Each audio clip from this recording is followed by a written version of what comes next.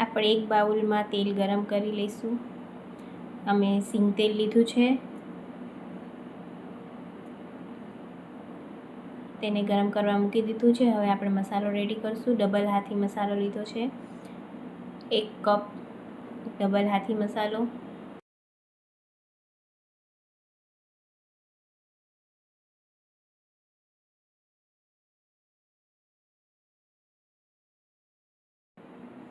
મેથીના કુરિયા લીધા છે. હવે રાઈના કુરિયા લઈશું.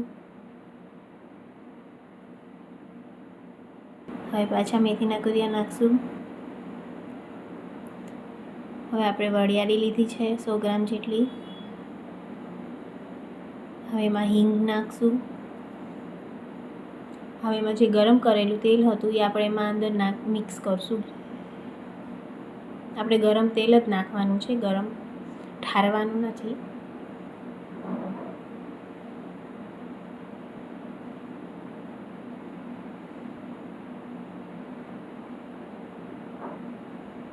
હવે આપણે એને થોડીક વાર ઢાંકી દઈશું.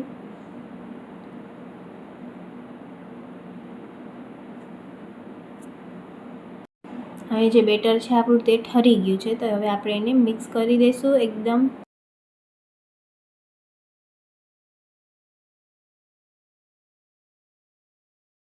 હવે એમાં નમક નાખશું સ્વાદ અનુસાર.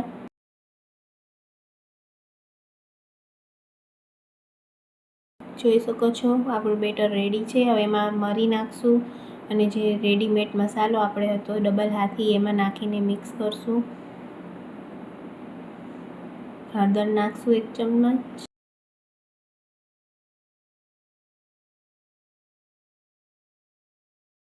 તીખાસમાં ને નમકમાં આપણે તમે જેવી રીતે ખાતા હોય એ પ્રમાણે આપણે નાખી શકશું. જે તીખું વધારે ખાતા હોય તો તમે ચટણી વધારે નાખી શકો છો. જેને મીઠું વધારે જોતું એ નમક વધારે નાખી શકે છે. હવે આપણે આ બેટરને એકદમ હલાવીને મિક્સ કરી લઈશું. હવે જે કેરી છે અમે એને ખમણીને હળદરને મીઠામાં પલાળી દીધી હતી ને એને પછી પાણી બધુંય નીચોડીને એને ડ્રાય કરી નાખી. તમે જોઈ શકો છો અમે ખોલે એમાં જરાય પાણી નથી, એકદમ ડ્રાય છે.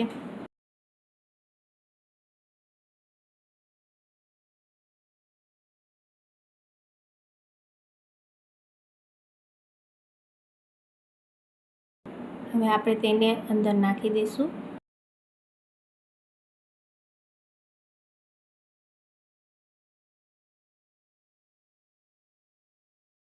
હવે તેને આપણે મિક્સ કરી દઈશું.